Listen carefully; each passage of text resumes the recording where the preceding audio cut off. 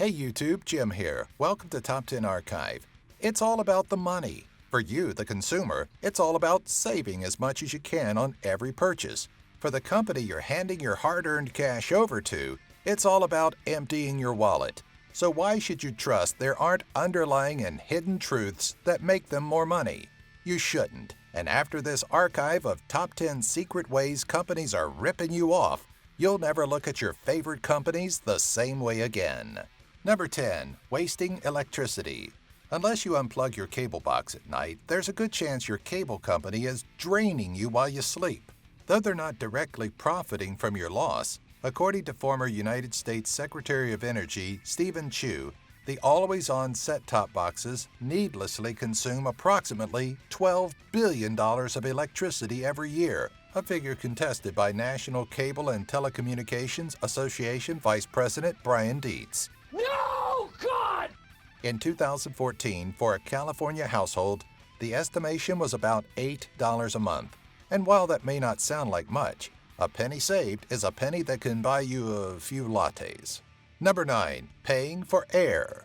It's funny to hear people complaining about the air in their potato chip bags when there's a far worse offender out there. You know that gallon of ice cream you've been nursing? Would you believe that a rather large portion of that creamy goodness is actually what's called Overrun, or air added to the product to achieve maximum creaminess? Ice cream requires some air to be creamy and light, but just how much of your dairy treat is air? Well, the Food and Drug Administration regulates the amount of Overrun a manufacturer can use in their ice cream to 100%, which would allow them to package 2 gallons of ice cream from 1 gallon of mix. While name brands allegedly stray from higher Overrun, it's the cheaper store brands that are said to hover close to 100%, allowing them the chance to offer much lower pricing. Number 8. Hidden and unnecessary charges. When you sign up for something, are you confident that you know exactly what you're getting into? Hidden fees are a common business practice, one that's pretty difficult to get away from. Cell phone companies are one of the worst proponents with what's been called cramming. Essentially, third-party companies approved by the company tack on additional costs to customer bills, which is why it's imperative to check your bill each month and the terms of any contract you sign. Cable companies are just as guilty of unnecessary charges. How many channels in your 140-channel lineup do you actually watch? Even if it's only half, you're stuck paying for channels you don't watch, as cable companies are not often inclined to offer an a la carte menu. A third offender is banks, who are not always upfront about overdraft charges and increase in ATM surcharges. Number 7. Brand name versus generic. They're plastered all over our televisions and scattered throughout the magazines some of us still read. It's impossible to avoid name brand marketing, which conditions us to look for that specific brand as we shop. But do we really need that specific brand? In most cases, absolutely not. Generic versions of many name brand products, from cereals to medication, offer a cheaper variety without a decrease in quality or effectiveness. In fact, if you compare the ingredients of many name brand and generic products, you'll find very few, if any, differences. In regards to generic drugs, the biggest difference will be in the inactive ingredients, or the dyes and flavorings that alter color and taste. The point? You can easily save if you don't let name brand marketing get the best of you. Number 6. Thicker glasses. Unless you're extremely anal and untrusting, you likely haven't required a bartender to measure out your 16-ounce pint in front of you. You just take their word for it. But after hearing this, you may think otherwise. When you order a pint at a restaurant or bar, the likelihood that you're getting a full 16 ounces is pretty slim. One method to avoid giving you what you paid for, many locations turn to thicker 14-ounce glasses, or cheater pints. It may look like a pint, but the thicker glass takes up about 2 ounces of space where your beer should be. In 2007, beer blogger Jeff Allworth started the Honest Pint Project to praise establishments for giving an exact 16 ounces. Number 5. Sell-by or use-by dates. You wake up on March 3rd craving a nice cold glass of milk. Lo and behold, you grab the milk and are faced with a March 1st expiration date. Clearly, it's time to get rid of the remaining half gallon and go buy another, right?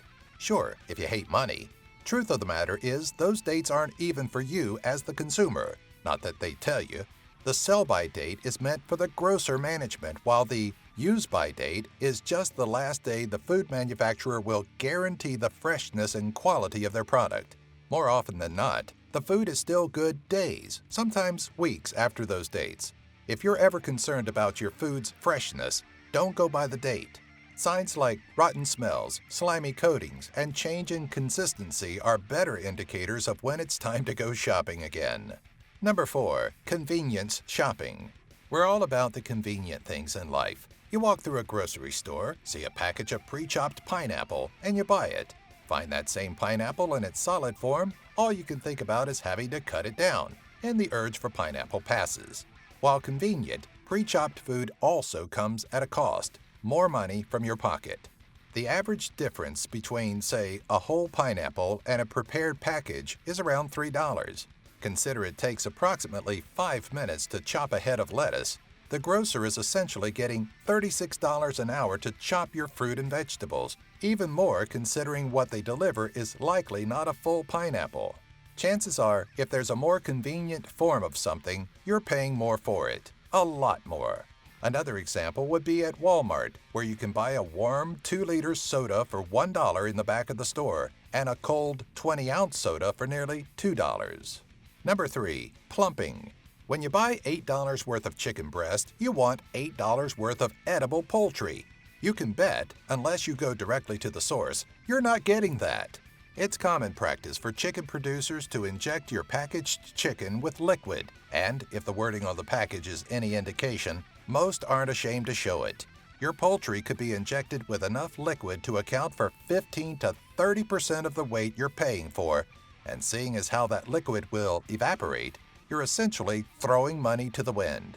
The practice has been labeled plumping and is usually done with salt water, chicken broth, or seaweed extract.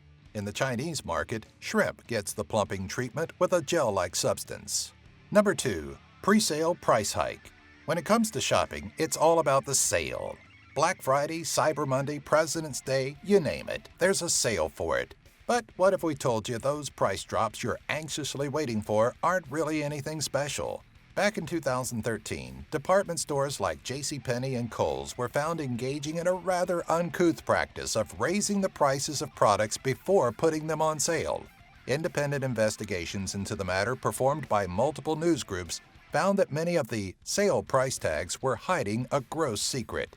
Underneath the sale sticker was the progression of pricing that showed the item started out at a lower price than what it was on sale for. While some increases may have been the result of rising cost of materials, most are likely a ploy to place an item on sale without the same loss. Number 1. Prepayment penalties. Are you in a mortgage with a high interest rate? Did you find another company that will offer you a lower rate? Sure, you could refinance, but don't expect the process to be as simple as that. You see, if you try to pay off your debt with your current mortgage company early, you may incur a prepayment penalty or a penalty for paying off your loan early. They're not present on every mortgage, but the typical penalty can be as much as 80% on 6 months of interest, as homeowners are typically allowed to pay off up to 20% of the loan balance each year. The point of the penalty is for the lender to recoup a portion of the interest they're losing with the loan being extinguished earlier than anticipated.